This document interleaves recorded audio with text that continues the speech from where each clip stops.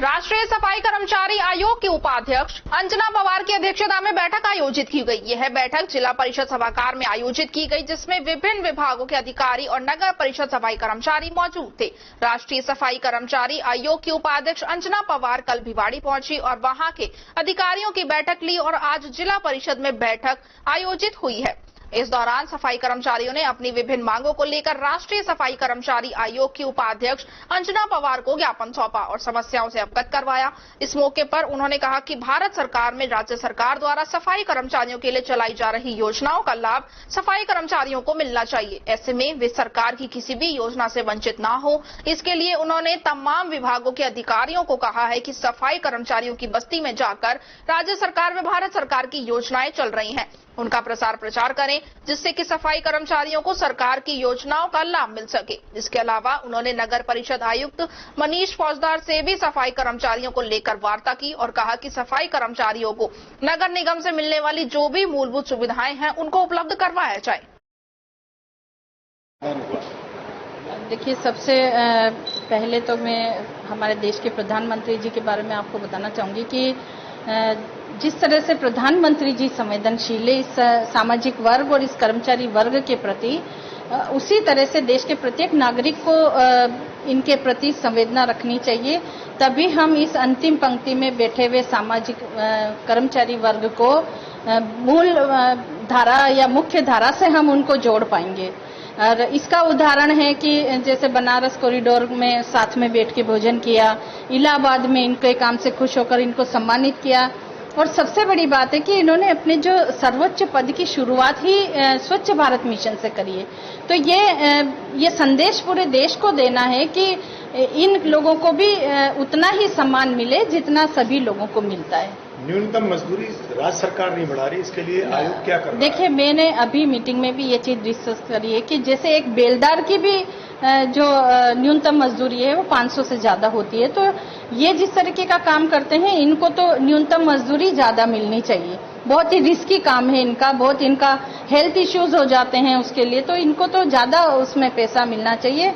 इसके लिए मैंने यहाँ पर भी अपने जो मीटिंग के मिनट्स हैं उसमें नोट करवाया है। मैं अपनी तरफ से आयोग के उसमें भी हम लिखूंगी उसको। मैं सरकार की जो भर्तियां निकलती हैं अक्सर कोर्ट के डायरेक्शन से उन पर रोक लगा दी जाती है, क्या कहना चाहेंगे इस बारे में? देखिए, अब ये भर्तियों का और ये सब चीजें आयोग से अलग है, इसमें मेरा वो नहीं है। आयोग अपना पुनर्वास जो इन कर्मचारियों का और इनका कैसे हम शैक्षणिक, सामाजिक और आर्थिक स्तर सुधारें उसका अध्ययन करने आता है। सवाल है, जब सरकार में बजट ही नहीं है तो आयोग किस तरह उनको राय दे सकता है, या आयोग सेंट्रल से कोई फंड दिला सकता है?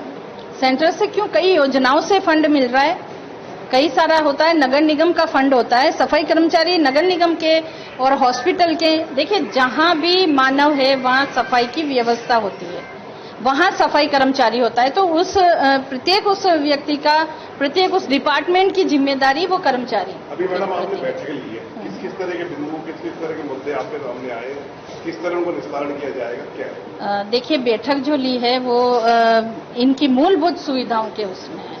कई उनको सामान नहीं मिलता, उनको यूनिफॉर्म के लिए जो राशि दी जा रही है वो बहुत ही कम है, जबकि उनको मौसम के अनुसार वर्दी दी जानी चाहिए, तभी वो लोग काम अच्छे तरह से कर पाए। एक महत्वपूर्ण सवाल है, आपने बहुत बड़ी मीटिंग ली, टेंडर प्रक्रिया बड़ी पारदर्शी हो चुकी है, आजकल ऑनलाइन होती है, सरकार कम से कम पैसे में काम कराना चाहती है, आयोग राज्य सरकार को क्या निर्देश देगा?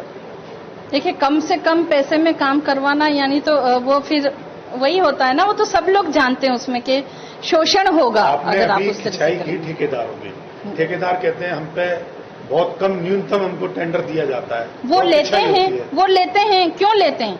अगर उनको नहीं पोसा रहा है, मतलब कि उनको वो चीज उतने कम पैसे में उनका काम नहीं हो पा रहा है, तो क्यों ले रहे हैं? पर केंद्र सरकार, राज्य सरकार न्यूनतम मजदूरी पे ही डेली बेसिस पर लोगों को लगा रही है, तो क्या? देखिए, अब ये गवर्नमेंट का पॉलिसी मैटर है, आयोग से अलग हटके है। मैडम, भारत सरकार की तरफ से सफाई कर्मचारियों के लिए किस तरह की जो योजना है? सरकार का एक उपक्रम है NSKFDC, यानी राष्ट्रीय सफाई कर्मचारी वित्त विकास निगम। तो इसमें करोड़ों का बजट होता है इन लोगों के पुनर्वास के लिए, बच्चों को एजुकेशन के लिए होता है, और इनका जो गाड़ी वगैरह का लोन युवा कोई लेना चाहते हैं, महिला समृद्धि के लिए लोन मिलता है, तो कई सारा बजट है। उसके लिए मैंने यहाँ पर निर्देश दिया है कि इनकी जो बस्तियां हैं उन बस्तियों में जाके कैंप लगाएं और उनको अवेयर करें, उनको जानकारी दें कि आपके हित के लिए सरकार इतना पैसा दे रही है और आप उसमें ऑनलाइन रजिस्ट्रेशन का प्रावधान है। तो ये जो कर्मचारी वर्ग है ये कम पढ़ा लिखा होता है, ऑनलाइन नहीं कर पाता है, तो आप उसका एक ऐसा प्रावधान करें कि उस कैंप में वो डेस्क अपनी हेल्प डेस्क लेके जाएं और वहीं उनका जिस चीज में वो लोन लेना चाहें, जिस चीज में मदद लेना चाहें, वो वहाँ फॉर्म को अपना फिलअप करें। आज की पूरी मीटिंग के बाद आपका अगला दौरा कब होगा और किस तरह के बिंदु आप मेन रखेंगे? देखिए, अगले दौरे का तो कुछ कह नहीं सकती मैं। एक्चुअली में पूरे देश में बहुत सारी समस्याएं हैं सफाई कर्मचारी वर्ग से जुड़ी हुई, तो कहीं भी जाना पड़ता है। मेन मुद्दा यहाँ था, एक सीवर की डेथ हुई थी भिवाड़ी में, तो उसका अभी कुछ निस्तारण हुआ नहीं था, तो कल से मैं उसमें लगी हूँ कि पीड़ित परिवार को ज्यादा से ज्यादा उसमें फायदा मिले।